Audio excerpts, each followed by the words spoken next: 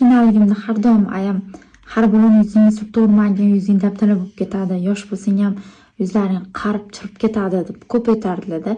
Keyin hayron bo'lardim.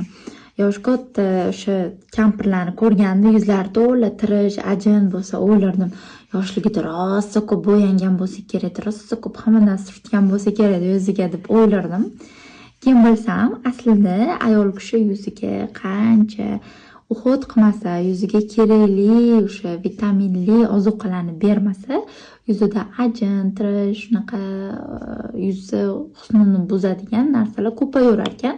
Shu uchun men sizlarga hozir kollagenli vakrug glazni tavsiya qilaman. Bu vakrug glaz bemalol xohlagan yoshingizdan foydalansanglar bo'ladi.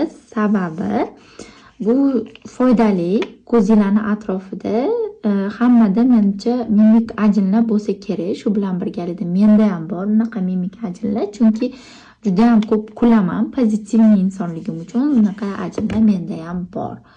Shu uchun sizlarga ham tavsiya qilaman, foydalanib ko'ringlar va yoshligingizda sizlarga bo'yanmasliginglar uchun qanaqa yolg'onlar aytilgan bo'lsa, kommentda yozib ketsanglar, iltimos mazza qilib kulishamiz.